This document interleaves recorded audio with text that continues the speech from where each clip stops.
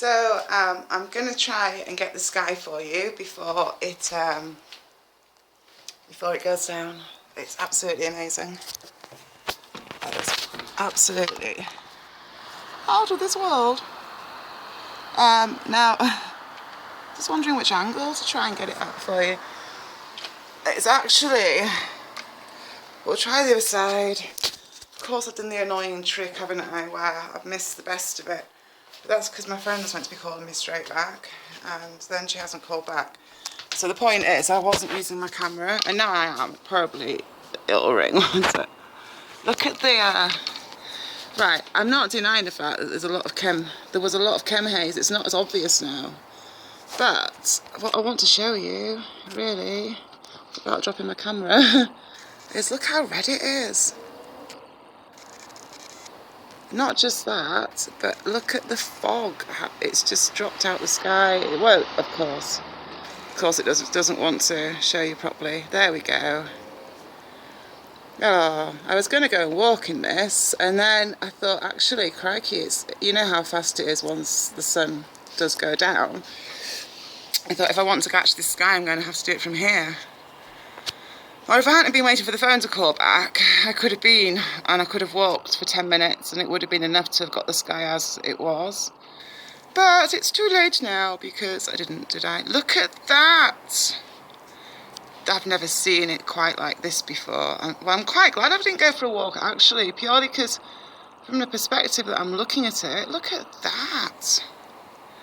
I never would have got this on film if I'd gone for a walk. Because that's mental. It looks like smoke, but yeah, it's fog, but it doesn't look very real. I'm getting bored of always saying things that look real, but that is highly unusual, isn't it? I mean, first off, I don't even know what those buildings are just beneath there. But that's kind of by the by. That is some crazy... I hope it picks up on camera like it's showing. Because, I don't know, it might just look like a cloud to you, but it certainly doesn't look that way from here. Oh look, there's a light over there. I think they're just car headlights though. My phone's going to ring. Something's going to happen because all the lights just went on. How weird, they just went off again. My lights on my phone, I mean. On my camera even. Let's get off zoom and see what we can see. It's very trippy it being dark so soon, almost. I just can't believe that fog. It's so unusual. Now, trust me, I know fog. I've ridden out in it for years. That was just highly unusual. As actually as well, I'll try and zoom in. I can't believe how noisy it's being now I'm trying to film. But those rows there, look, that's really unusual too. You know. I don't know if it's picking up quite as well as you can see in real life. In real life, whatever real life is meant to be and whatever that's meant to mean. Oh, dear me. You can see, can't you, though, like the haze in the valley. I'm absolutely astounded that I've managed to do this without it being cut off by the call. I thought, no, well, thankfully it hasn't been yet, but if it does suddenly abruptly stop, you know why. So I'm just looking for where it was like really bizarre before, but I can't see it. It's all vanished. It's just really mental down here. You see? It's like Mr. Jack Frost has got his fingers out in the fog. Now that is well, actually where I did the walk on the golf course, pretty much. It does look very sweet, like sweet. I was going to say it looks pretty cool where those twinkly lights are. That's the trip on its own, because they're not even moving. But they should be. What are they doing there? Right, so I'm going to come off Zoom. Hang on a second, I'm trying. You know, there is some like... Oh, like been observing for a while now, the lights at night time in general, and how it's like a map. I mean, I know that sounds really silly to say because it's kind of obvious, isn't it? But it's like a map, the way the lights are. And some nights you have specific lights which are really bright. And I haven't been able to figure out why they're there. They're a bit like stadium lights, except they're not. They just like appear to be either like, I don't know. I can't explain it, but it's very clear to me the map like aspect of how things are. And I feel silly even saying that because it's so obvious what I'm saying. But at the same time, I don't think people really appreciate the fact that actually we are like literally living in such a pre-planned, mapped out reality. People think it's random, don't they? And there's nothing random. Should we just have a quick look at the sky from this side before we go? I don't know why these windows always do that, by the way. Like as though I've got loads of heat. It's from the outside as well. It's really bizarre. Well, I mean, if it's going to freeze, I understand, but I just find it odd because they always do it, even in summertime. Anyhow, let's see. So, not as hazy at this side, but you've got all that cam cloud there, and then you've got like the hill up here and everything. So, actually, no idea who that is. But before I go, which I will do in a moment, I can't believe how noisy it is while I'm trying to film. That chimney there is the one that was literally waving. It was waving in the storm. It was the trippiest thing ever, that storm. The electric, like, proper lightning one, which, look, that's so false as well. Those clouds there, which are starting to look like your typical, like, harp kind of, like, chem cloudy cone effect kind of thing. It's actually really hard when you start filming this to just be able to stop, because it's fascinating, the shapes and everything that is being created right in front of your eyes. You know, it's almost kind of hypnotizing, I suppose. I'm just now looking at the tree, actually, and the layers of the building. I'm looking on the left-hand side between the tree and the chimney, and I was just looking at how it kind of looks like a face, but it might not do on the proper, like, blown up image, but it does on this little camera screen. Anyway, it's getting dark, and it's actually really quite cold. So, there we go. Look, it's like horrible. I don't like it. I don't like that these windows do that. It's really annoying. I don't know. And it's definitely on the outside. I don't know. I feel so poorly. All I can really align it with is saying I feel poisoned. Feel really poisoned. And I've felt really poisoned now for probably about 2 weeks. Now, interestingly, I've been getting Sainsbury's home delivery food. And I'd say, much as I've loved having it delivered to my house, I felt poisoned pretty much since that cycle began. So since I get a new bank card, which should be soon, I'm going to stop getting home delivery food. Well, I don't think I'll need to now. I think I can make do.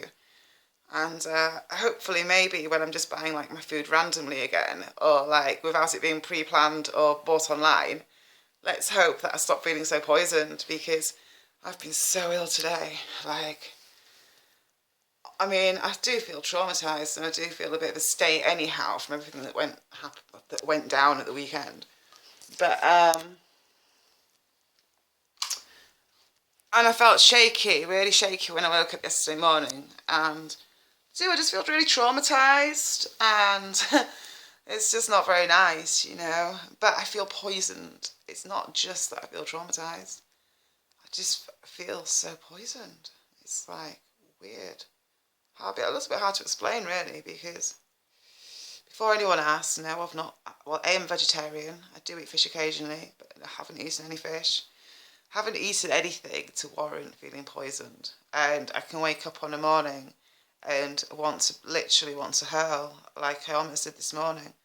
Not the biggest fan of being sick, funnily enough, is anyone. Yeah, it's been a horrible day. I'm glad it's like, actually glad that the clocks have changed and it's going to be dark soon. Because, ow, my head's throbbing like crazy.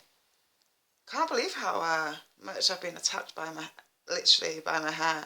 And then when I think back through my whole entire life, how every time that I was actually in trouble, so to speak, it would be my hair that would get it. Like, just after the basis interviews, my hair got hacked away at by hairdressers. And, like, right back through my whole childhood, my hair's been hacked away at. If not by myself, by me. I used to hack away at my hair. And I had no idea, really, until I left home and managed to... It wasn't really, actually, until I was about 32, after I split up with my ex, that I first managed to properly grow my hair without hacking at it. Last time I hacked away at it myself was when I'd split up with him. And I cut it quite short. But the long and short of it all is, I finally get over, like, hacking away at my own hair. And then, I've had so much happen with my hair. From it being burnt at the roots, to now being pulled out at the roots, to being hacked at by hairdressers, to being, like, dyed and messed up by hairdressers. I mean, for me, it's just really liberating to have my hair its natural colour and stuff. And to still have some left. But yeah, crikey, definitely, it's definitely interesting when you think about the fact of the spiritual wealth of hair. And I keep thinking it's like Samson and Delilah, you know, and yeah, how they chopped his hair off and he lost his, like, strength. And also, very interesting is a lot of religious cults. The women aren't allowed to, or are encouraged to not cut their hair. And so I do find it really interesting, especially because, like, my really close friend, her hair's down to her waist, and she was brought up by Jehovah's Witnesses. And in all the time I've known her, I can think of one time where her hair got hacked quite short. Not short by most people's standards, by compared to being to your waist. It was more like centre of her back. And I'm dying to ask her if she, like, what was going on in her life at the time, because I was thinking now that was like a punishment. It's just that some punishments are more, like, subtle and others are more, like, really overt. But when it comes to women and their hair, you know, it's not like just a vanity thing. It's just, like, natural to want to have your hair, isn't it? Rather than to want to have it pulled out at the roots or whatever, or burnt off, or, you know, just generally attacked and mobbed. I'm laughing about it because what else could I do? No point crying about it, is that, you know, it's gone. I have to chuckle at the sheer fact that it's going to be so many different lengths when it grows back. It's already so many different lengths, because bear in mind, my hair's been coming out, like, all summer, well, sorry, since Easter, or probably, oh God, I don't know, definitely since March. And so I was already on, like, 4 different lengths of hair. 5 if we include, like, the last hairdresser hack job in 2013. I'd just grown it all out, actually, so that it was just like, when I cut my hair earlier in the summer, I'd just grown out, like, I hadn't lost so much hair still at that point in time where it was too noticeable. I knew it was gone, but no one else could tell. But, you know, like, I don't know how well it's showing up, but, oh, I don't know, it's not funny at all. I tell you what's very interesting, though. I feel as though when the car wreck happened, I feel just exactly the same now as I felt after that. Can't believe how traumatised I feel. It's, like, really quite mind-blowing, to be perfectly frank, how traumatised I feel and poisoned. And I have to, like, ask the questions, was that actually meant to be an attempt on my life again? Because, you know, having had quite a lot of attempts on my life now. Can't believe I was so silly to let anyone in my house. But you do things, like, sometimes in a leap of faith, and it's worth the chance sometimes. And I was fine and protected, you know, so I don't regret that. I think it's sometimes you have to, like, put yourself on the line a little bit to remind yourself how dangerous it can be and how careful it's, you know, it's important to be careful. And so, yeah, basically, let me just check the time out. All right, well, there's not long left, so we'll go. Oh, God, especially because I forgot about the 15-minute upload thing. So I have to go doubly. Bye. Oh, dear. Bye.